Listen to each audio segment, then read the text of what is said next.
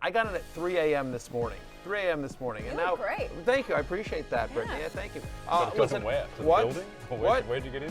To my house. To my home. I got Okay. into my home at 3 a.m. And I'll tell you what, now most people, you know me most times, most days out of the week, most minutes and hours of the day, you know me as a fantasy football sports betting analyst, right? This is my primary job. This is my primary identity. But you know what else I am, guys? You know what else I am?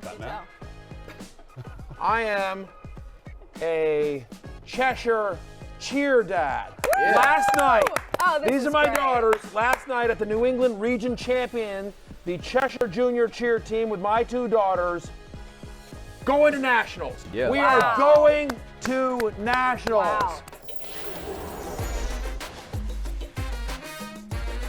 Fantasy Football Happy Hour with Matthew Berry, served by Applebee's. Welcome to the Fantasy Football Happy Hour. Connor Rogers, Lawrence Jackson, and don't you worry, Matthew Berry is here on the show. He's just getting his cheer dad on right now. Matthew, how we doing out there? I am in the beautiful city of Orlando, Florida. Very excited. I'm here with my twin daughters as Cheshire Junior Cheer takes the mat tomorrow to compete in nationals as well. I'm in a tough hotel room. I'm not going to lie to you guys. It's not the most luxurious. It is part of the whole experience here as well. But couldn't be more thrilled. Nervous for my daughters. Excited.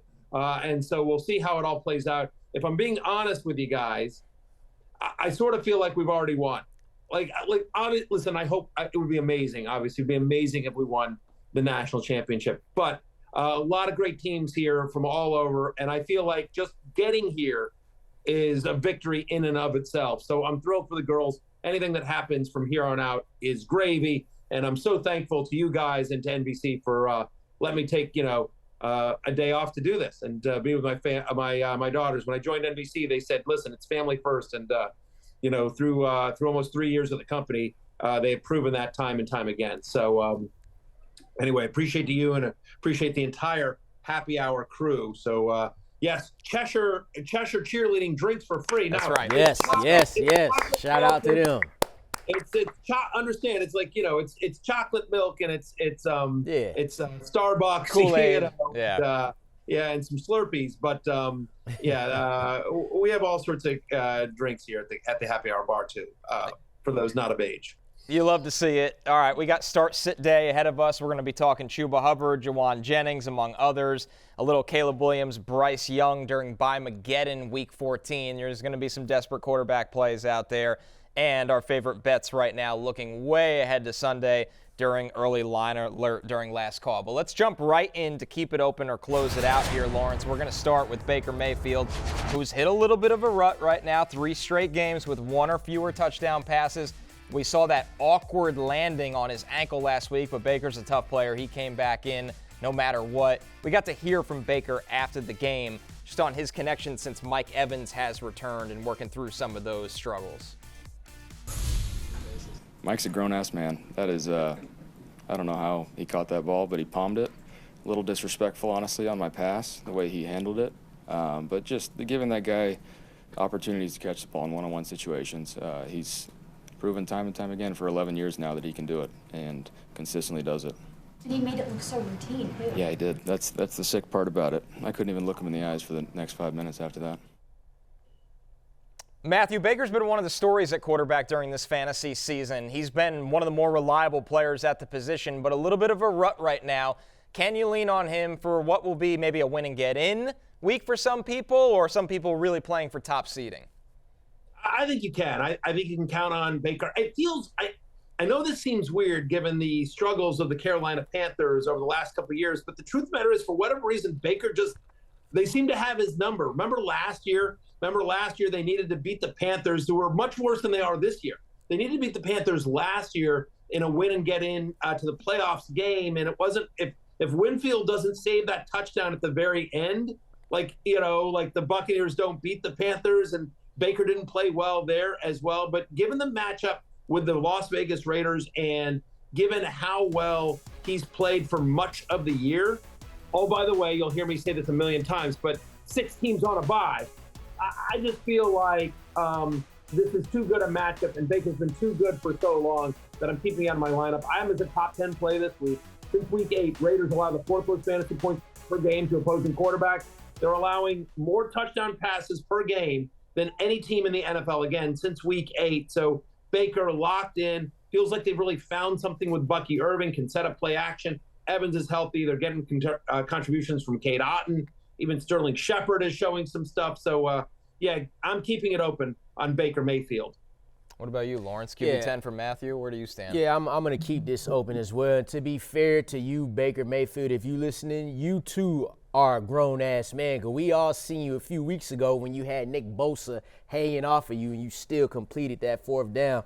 But look, Baker will be fine. He just talked about Mike Evans. Now you're going against this Raiders defense, right, who's allowed 276 passing yards in they've allowed that in their past 5 games, no less than 251 yards they've given up in that span. So they've also allowed multiple touchdown passes to the quarterback position in 4 out of their last 5 games, Connor. So we got to keep it open on Baker. Yeah, got to keep it open on Baker in this matchup, and somebody that every time you needed him this season, he's probably come through for you despite limited expectations in fantasy.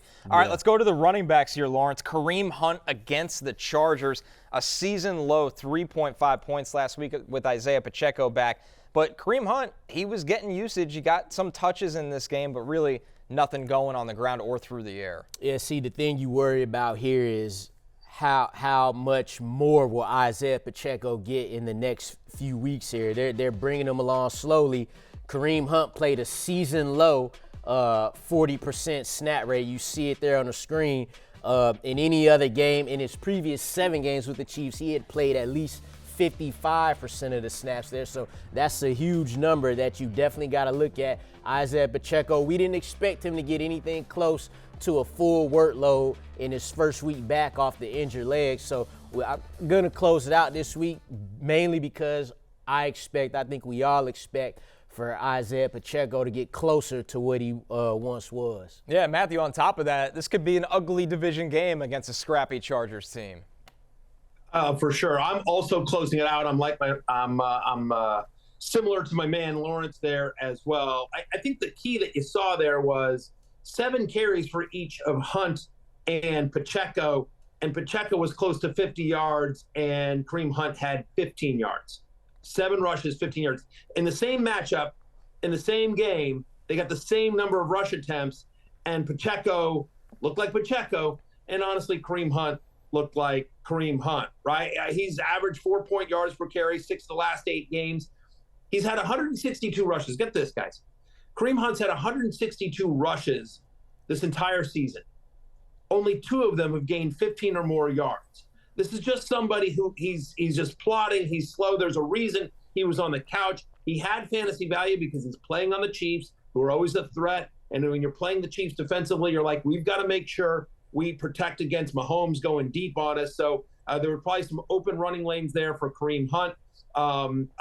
And he's just not – he was just getting volume. And with Pacheco back, there's no way he's getting volume.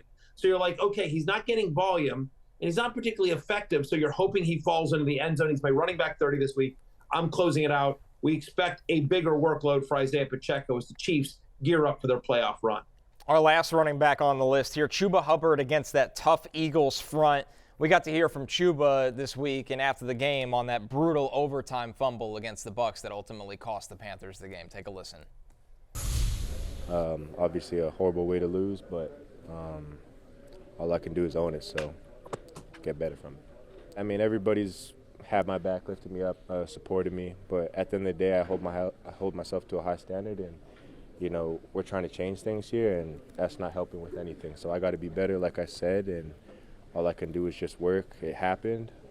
Just got to grow from it and keep moving forward. I'm not going to have my head down. I'm just going to keep doing what I always do, and that's work hard.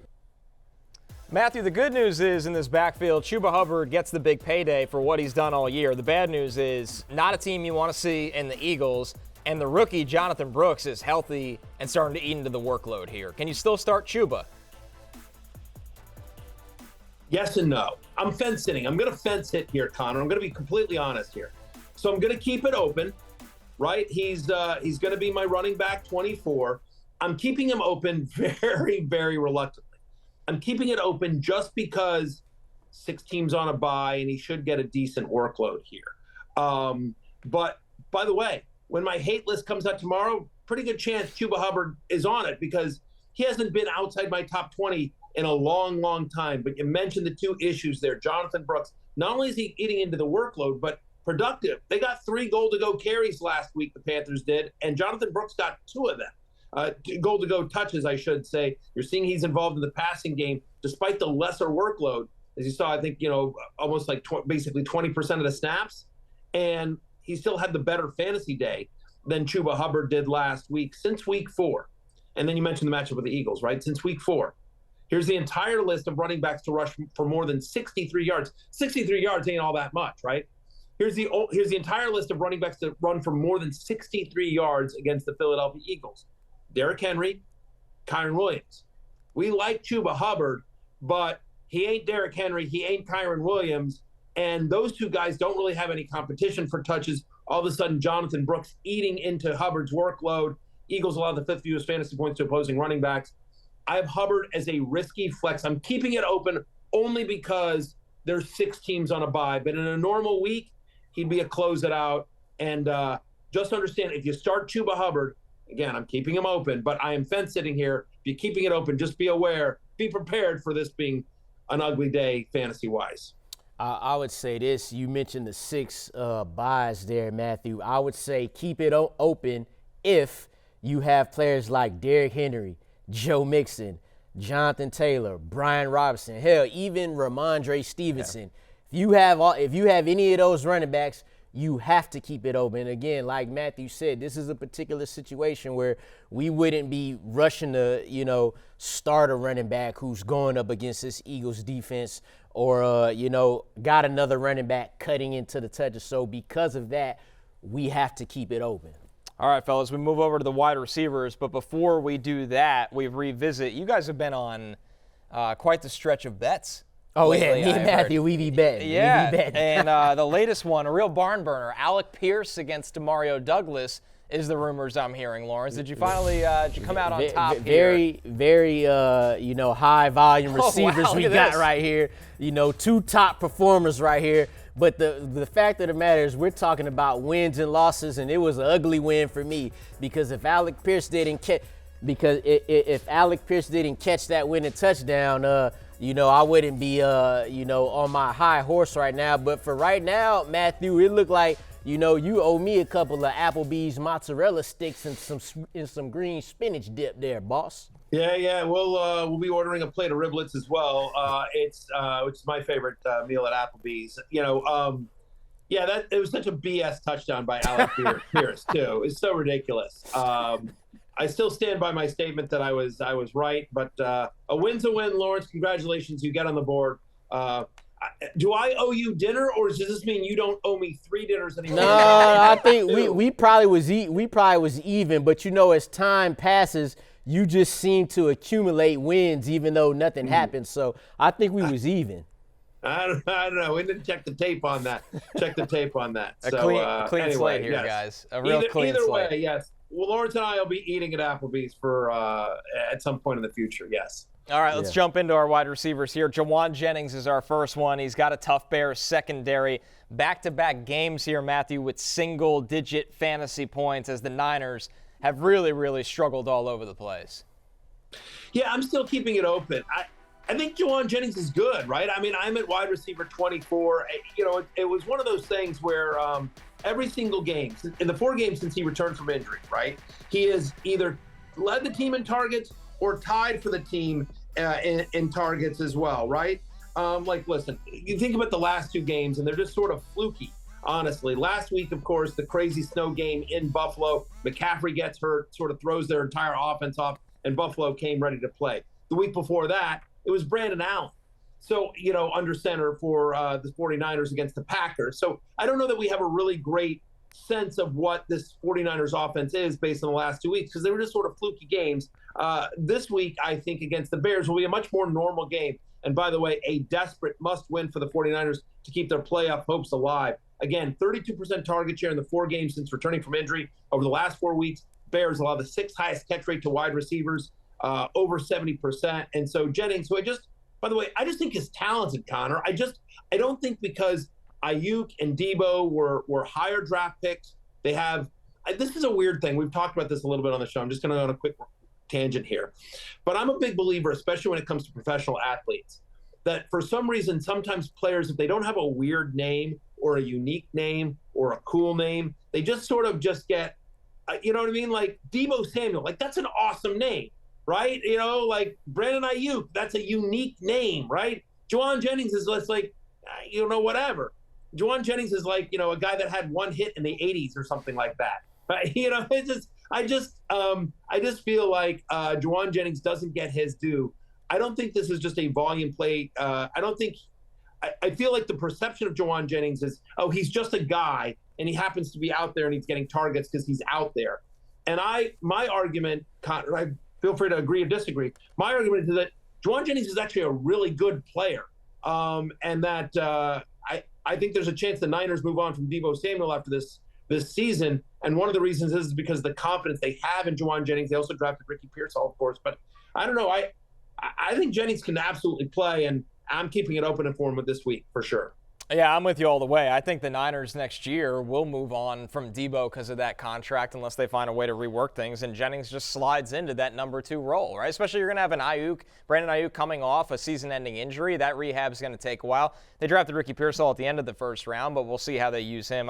I do agree, Matthew. He's really, really talented, and Lawrence, he might even, be needed more than ever this week because you talked about it with the running backs. The bye weeks for wide receivers is terrible this week. Yeah, if there's a lot of running backs out, you best believe it's more receivers out, right? Because there's more of them on the field. But look, I'm not even mad at the fact that he had three catches for 56 yards in the snow, right, a blizzard, and the offense looked bad. He played 96% of the snaps to Debo's 75. That was the next best receiver. So, yeah, I'm not – and, look, you got the Bears, too. Now, the Bears' defense is solid, but 2 of their last 3 games, they've allowed 150 yards to wide receivers, and those 2 guys is Jordan Addison and Christian Watson. I will put Jauan Jennings up against them 2 guys any day. Speaking of that snow game, Amari Cooper, he's got the Rams this week, 7.4 points per game in the 4 games since joining the Bills, Lawrence. It feels like a really slow ramp up for him in Buffalo. Now, you mentioned the weird weather game last week. That plays a little bit into it. But he hasn't been thrusted into this wide receiver 1 pass game funnel role that some people expected. Yeah, it's crazy that his best game with the Bills was his first one. You see it there, catching 4 passes on 5 targets for 66 and a touchdown. But his last 2 games, he's averaged 3 targets, 2.5 catches, and only 33 yards per game. He's played no more than 51% of the snaps since he's been a Buffalo Bills. Khalil Shakir is still Josh Allen's most trusted target. I think that goes without saying. So gonna have to close it out this week for Amari Cooper because it just seems that it's not that it seems. He's way far off from being that wide receiver 1 from the Bills. And quite frankly, they don't even need him to be that right now. Matthew, another thing we'll keep an eye on going into this game is if Keon Coleman with that wrist injury finally returns, and same for Dalton Kincaid. He can finally be back. I'm sure that would factor even more into the decision to sit Amari Cooper if that's the route you go. I'm closing it out. He's my wide receiver 38 this week. Even if you knew, here's what I say, whether Kincaid plays, whether Coleman plays, whatever, the fact of the matter is, let's pretend those 2 things happen. Let's pretend Kincaid doesn't play and Coleman is out, and both those things. You're still like, where's he going with Josh? Like, is he throwing it to Amari Cooper? Is he throwing it to Dawson Knox? Is he throwing it to Khalil Shakir? Is he throwing it to himself? Like, there's just so many different ways that the Bills can score. They spread it around. That's part of that's not a flaw. It's a design, right? You know what I mean? The fact of the matter is that is how the Bills are winning this year, is by getting everyone involved and not focusing on any one player. Since Amari Cooper joined the Buffalo Bills, and I understand he's been banged up, but since he joined the Buffalo Bills, he's got an 11% target share. He's got a 53% route participation. That is a part-time player.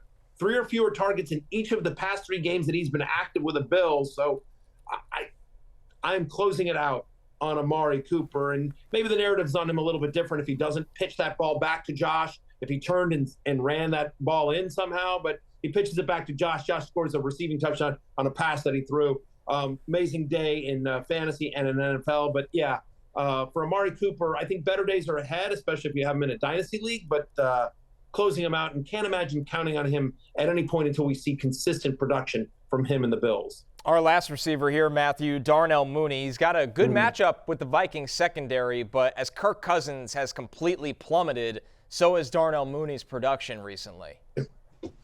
Yeah, he has, and it's frustrating. I will say, I'm going to keep it open on Darnell Mooney, and there's a couple reasons why. Now, he's my wide receiver 32, so he's a low-end wide receiver 3, high-end wide receiver 4, so this is probably more for teams that play when you're in a league that plays 3 wide receivers, or again, a 12 or deeper team league, and you're really hurt by the wide receiver buys, as Lawrence mentioned, so many great names on bye this week as well. It's not as bad a matchup with the Vikings as you might think, right? 54% of Mooney's fantasy points this year have come on deep passes. They like to throw it deep to Darnell Mooney, not a shock. Well, the Vikings, actually, that's one area where they're vulnerable, right? They've allowed the second most catches and third most yards on deep passes.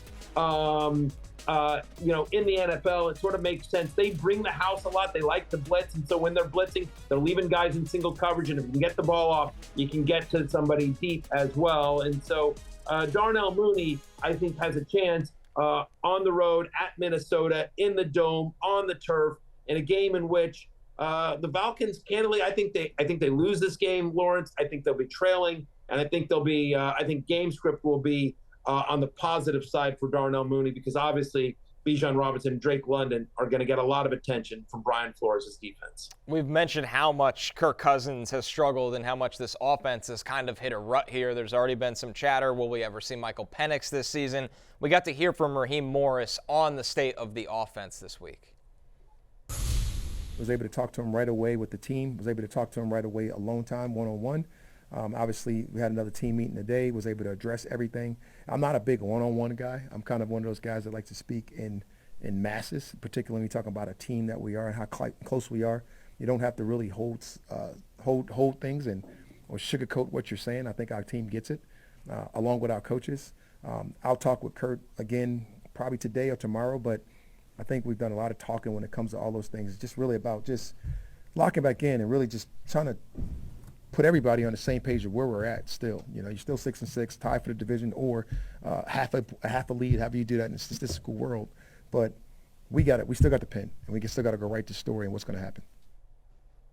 Doesn't sound like a guy that plans to make a switch anytime soon. Nah, it's not going to be a switch. And, I get it. They signed Kirk Cousins to the money, so, things would have to get way worse. There's no going back once you make that move. Right, like it's bad, but it ain't as worse as it could be.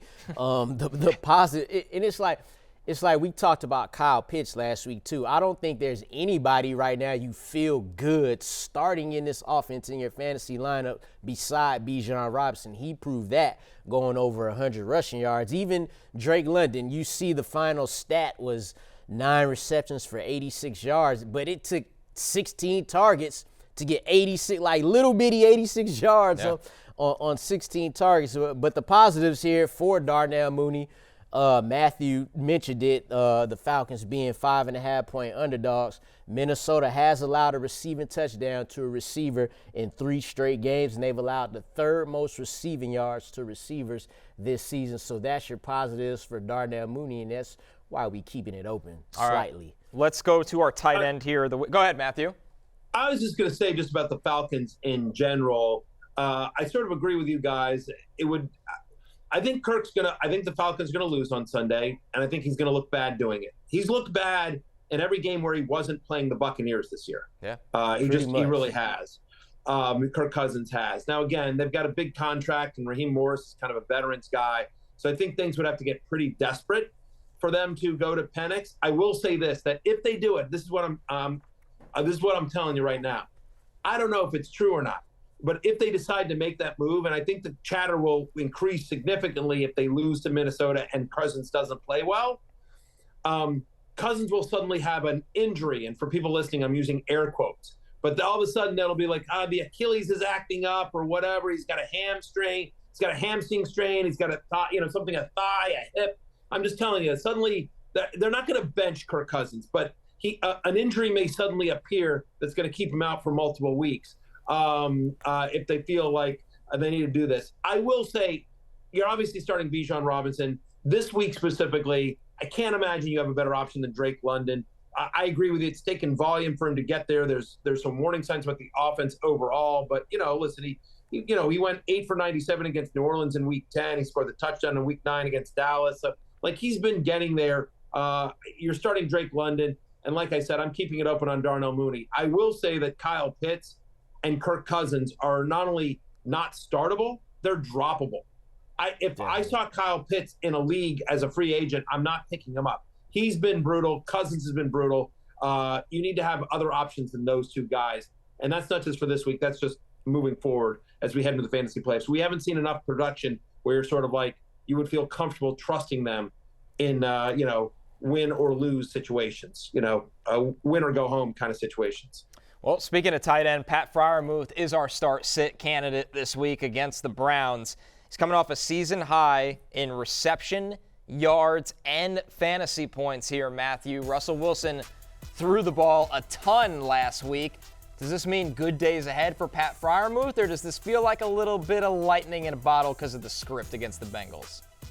Yeah, the script against the Bengals, that was just kind of a nutty game. Right? Since Russell Wilson became the starter, he's got a 12% target share. 12%. During the stretch in which Russell Wilson is the starter of the Pittsburgh Steelers, he's got 5 more targets than Darnell Washington, right? So he's basically become a touchdown-dependent tight end. Here's the concern with him being a touchdown-dependent tight end, because there are a lot of touchdown-dependent tight ends. He has yet to see an end zone target this year. He's gotten only 17% of the Steelers' red zone targets. So, they're targeting him not that much, but when they do, it's between the 10 and the 20. They're not even giving him an end zone target this year as well. And in games in which Freiermuth doesn't score a touchdown, he's averaging 6.2 fantasy points per game. I'm closing it out. He's my tight end 17 this week. Just no thank you. It's George Pickens, it's the running backs, it's Russ, and that's about it for me on Pittsburgh. I know we've seen some moments from Calvin Austin and Van Jefferson, but doesn't feel like anything consistent that you can count on. It's the two running backs, it's Russ, and it's obviously George Pickens. It's desperate times out there at tight end, Yeah, Lawrence. yeah. Especially if you're waiting for Kincaid to come back. It felt like Will Disley was giving us something for a while. He has the goose egg last week. There are some scenarios that you might have to start Freiermuth, right? I would leave it open. I wouldn't say I'm counting on him to do something big. But Cleveland's allowed 4 receptions, 40 yards to tight ends in 4 of their past 5 games. His last, you mentioned him having his season high in receptions and yards. Well, his season high in receiving yards before that was against Cleveland in Week 11. He had 59 yards, so his second biggest game was against them. So I'm just, if you're okay with the 4 for maybe 45 to 50 yards, then you take it. Again, it's a bye week. You may have better options, but if you don't, leave it open for old Pat Freiermuth. To recap, Matthews, keep it open or close it out rankings. Baker Mayfield, good matchup against the Raiders. They've really been struggling against quarterbacks in fantasy all year. He's QB 10. He's open. Kareem Hunt against the Chargers, that's a close. RB 30, expected to lose even more touches to Isaiah Pacheco. Chuba Hubbard against the Eagles, RB 24, a reluctant open. Jauan Jennings, wide receiver 24, keep that one open. Amari Cooper against the Rams, wide receiver 38. The usage is just not there, and that's why he's a close. Darnell Mooney, as much as Kirk Cousins is really, really struggling right now, Mooney's a guy that can get loose over the top of that Minnesota defense. Wide receiver 32, right on the fringe there, but it's an open. Pat Freiermuth against the Browns, tight end 17. That's a close. Lawrence, the only one you were different on was Freiermuth, right? Yeah. A desperation tight end play? Yeah, pretty much. All right, let's jump into the Rotoworld player news here, and we start with the injuries we're tracking. Romeo Doubs in concussion protocol. We'll get to that one in just a moment. Ladd McConkey's dealing with a knee injury where his coach, Jim Harbaugh, said he's going through some things, so practice will only give us the answers on that one. Keon Coleman with that wrist injury that's kept him out a couple weeks. We'll keep an eye there. Rashod Bateman, we heard John Harbaugh say it's not expected to be long-term, but we'll see the overall ramifications of that one. Jalen Coker's been out with a quad. Dallas Goedert, probably a multi-week injury with the knee. Jake Ferguson in concussion protocol. Let's start with Romeo Doubs here, guys. And before we even have the discussion, we got to hear from Coach Matt LaFleur, who didn't appreciate being questioned about the status of Romeo Doubs. Is Rome still in the protocol? Is he out now? He is. Like these questions, I'm sorry. Is he out? No, he's not. He's still in. Okay, thank you. I answered your first question. You feel good about him for Thursday? We'll see. I mean, I have no idea. I'm not a doctor. That's a grumpy Matt LaFleur. He's usually a pretty smiley guy. He's not appreciating the Romeo Doubs experience. He's a tad bit upset. Yeah. Here's the leading pass catchers over a decent stretch here of 5 games for Green Bay. Tucker Kraft, 6 of 78. Romeo Doubs, 3 catches for 54. Christian Watson, 4 for 150 on just 4 targets. Jaden Reed, 5 for 113. Tucker Kraft, 3 for 78 here. Lawrence. I mean, this group is just really hard to figure out. That what this graphic shows you is that you can't trust any of them on any given day in your fantasy lineup. Now, if Romeo Doubs were to come back to tomorrow for the third, they play the early Thursday night game. It doesn't look like he will, but that would just complicate things even more. And then you look at the fact that Josh Jacobs had 74 receiving yards last week, so you get that in there, then it just makes it even more crazy. So whether Romeo Doubs is in or out, you still can't really trust this Packers receiver group from a fantasy perspective right now. Matthew, do you have any read on this group? I feel like it's been one of the hardest things in fantasy when we were doing shows all August, and now it has not changed throughout the season.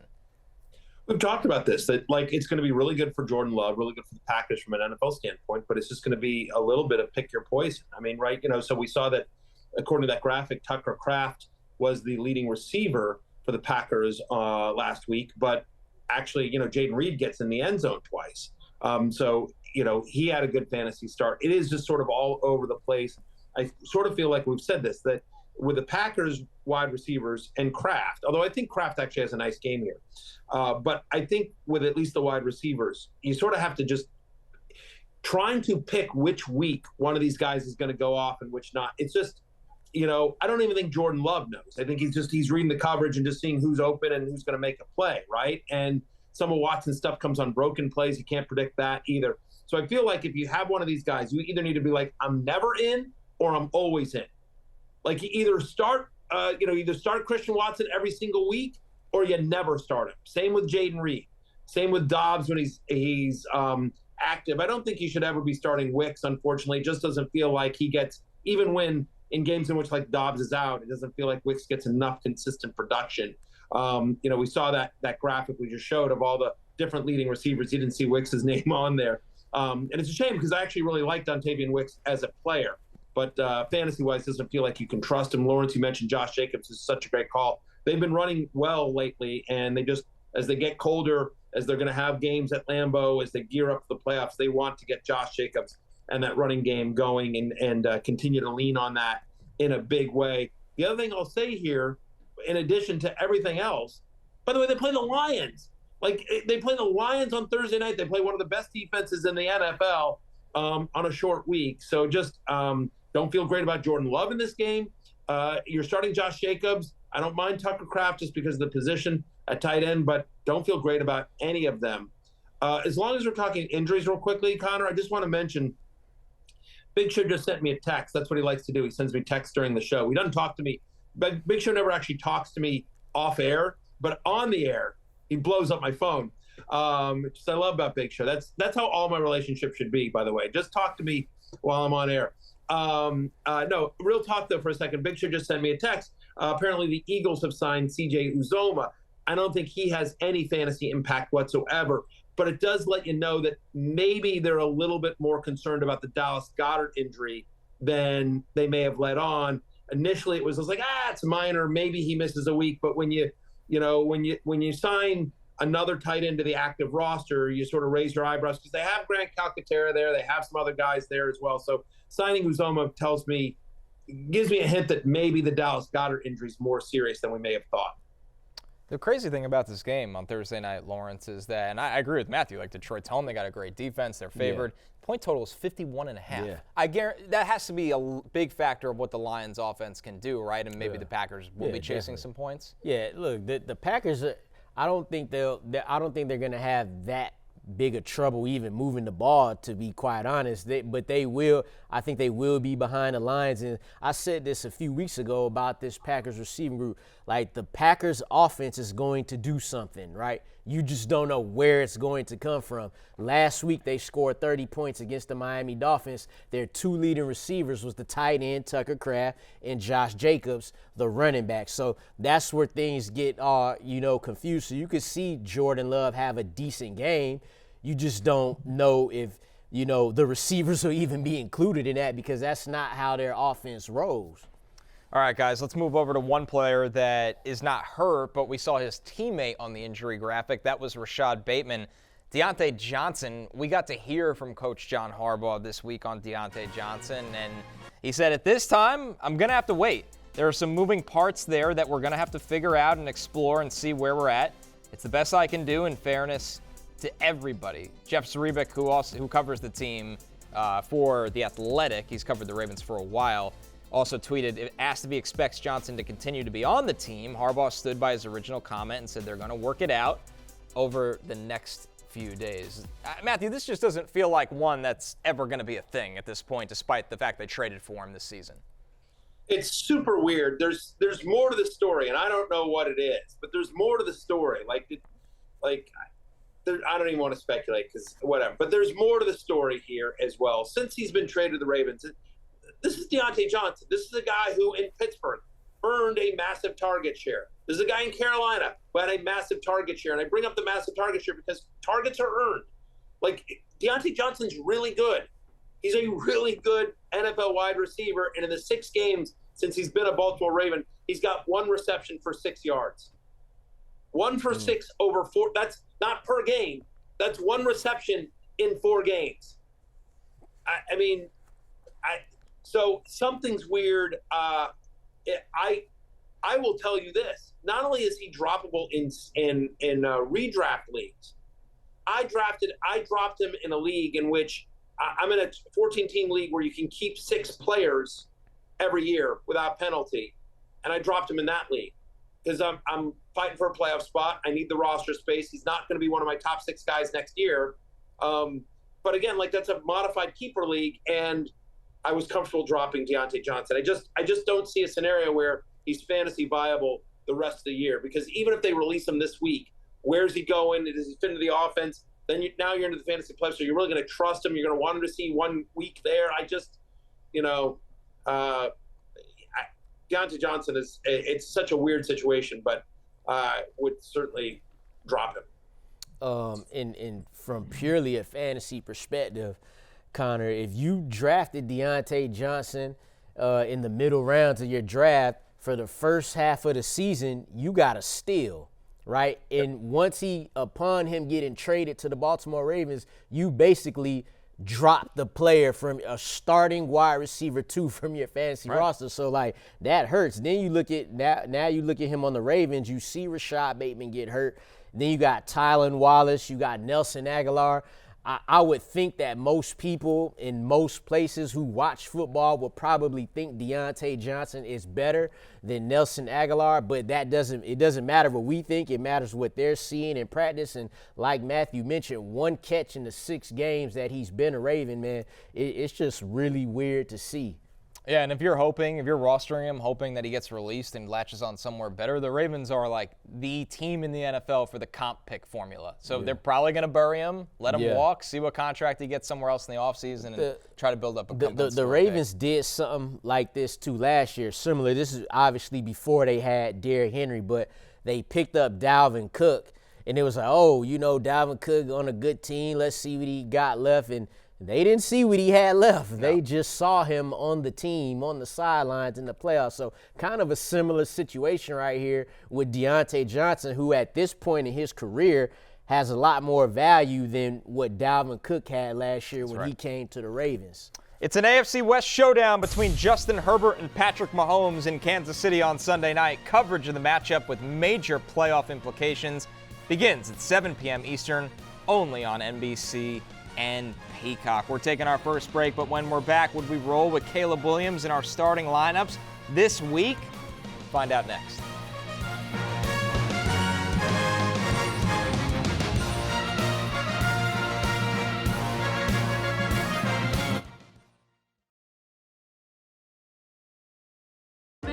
Thomas, How do you sort of get Caleb back in the right headspace for the final stretch of his rookie season? How do you restore order in his world when he's had 3 weeks of total commotion?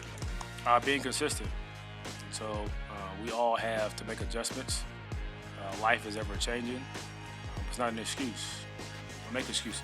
So I think being able to communicate effectively, to be on the same page, to continue to find ways to demand that we do things the right way, but also taking it one play at a time, one day at a time. Who's eating good? Served by Applebee's. That was Thomas Brown, the new frontman for the Bears right now, and he's been helping Caleb Williams get right and eat good. Caleb Williams has got the 49ers this week, Matthew. And listen, some of it or a lot of it has been racking up stats in garbage time or chasing points, but it all counts the same in fantasy. Can he keep it going this week against this very desperate 49ers squad?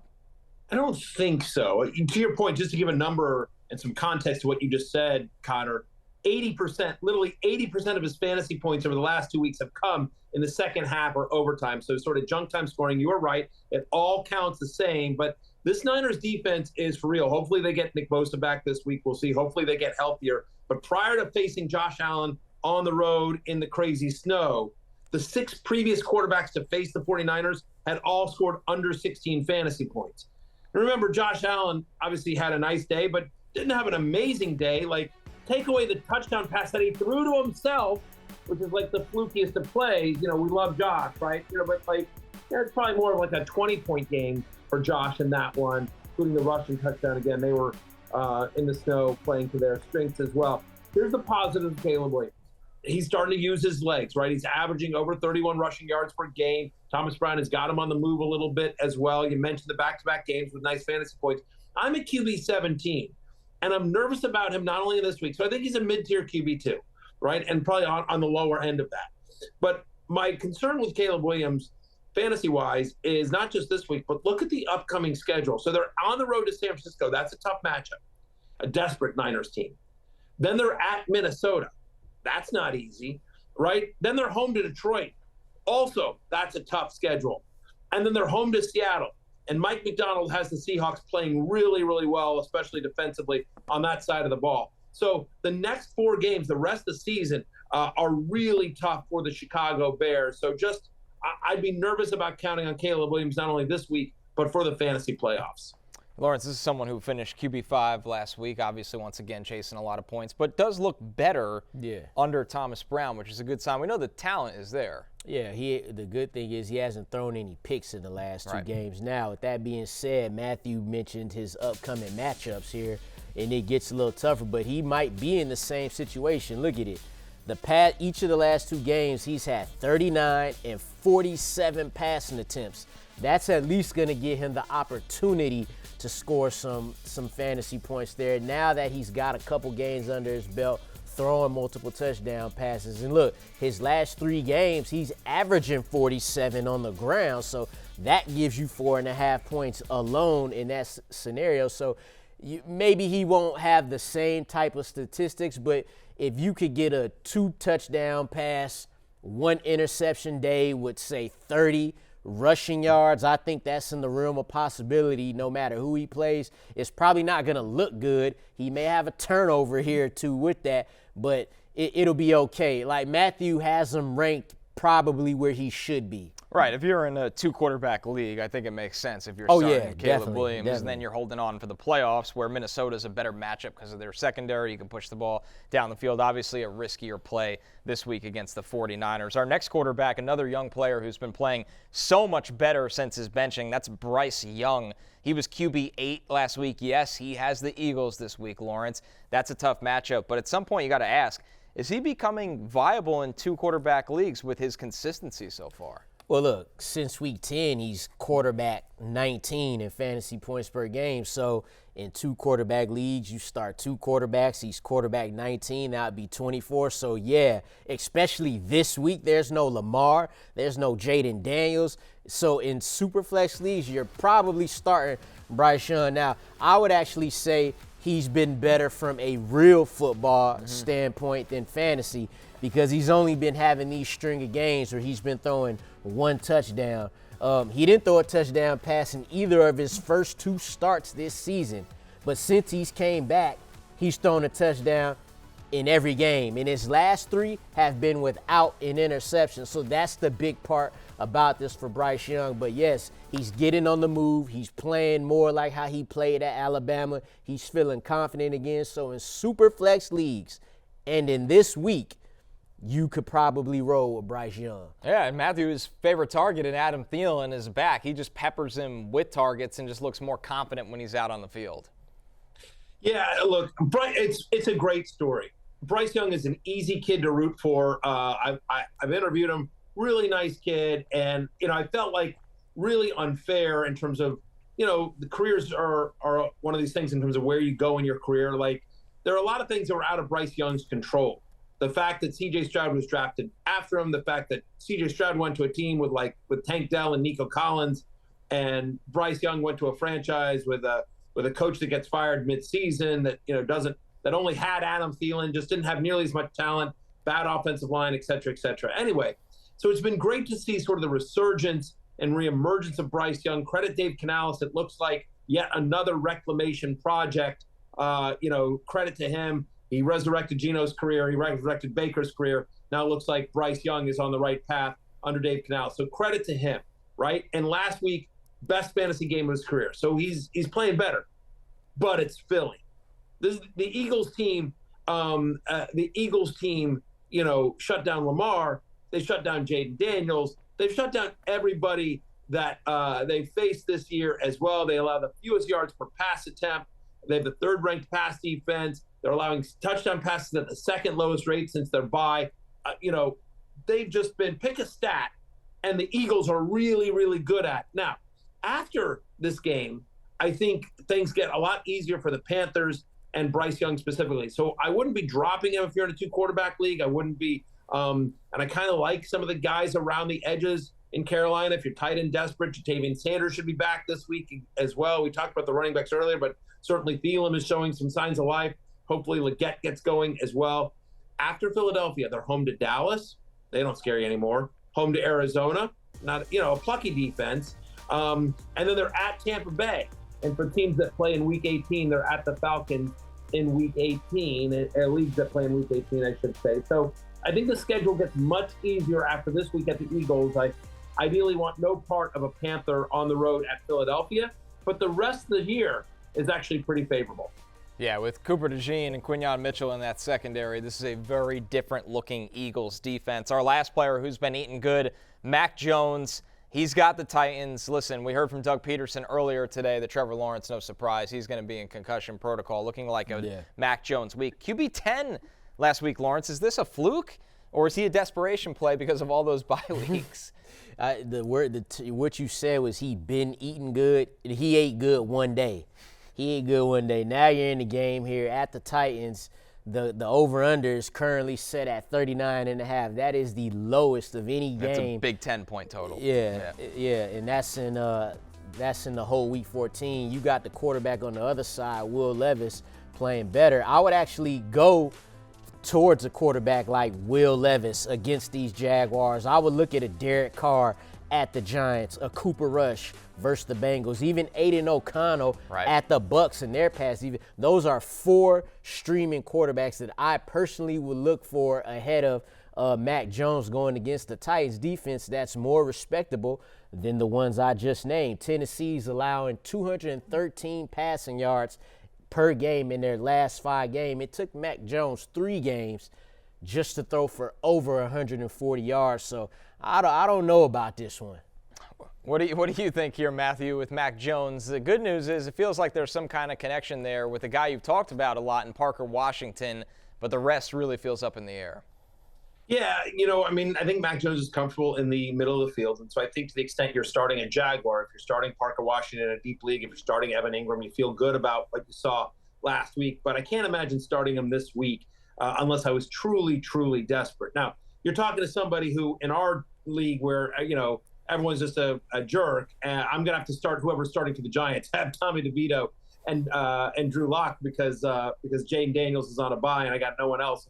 But so if you're in a league like that, then sure, Mac Jones makes sense. But unless you're in a super deep, horrible league, I'd avoid him. He's my QB 24 this week as well. He's had 2 starts this season. He's averaging under 5 fantasy points in those 2 starts. Jags have the second lowest implied team total this week. The over-under in this game is less than 40, so it's the lowest game total on the slate as well. And so we haven't seen enough consistency from Mac Jones in his career, honestly, to trust him in a week unless you are truly desperate. Like I said, he's my QB 24. He's a mid-tier QB 3. Scotty Scheffler and an all-star field of golfers hit the links in the Bahamas this week. Watch the Hero World Challenge Thursday through Saturday on Golf Channel and Peacock. And check out the final round Sunday on NBC at 1:30 p.m. Eastern. We're taking our last break, but coming up, it's last call. Find out what games we've circled on our betting card heading into the weekend.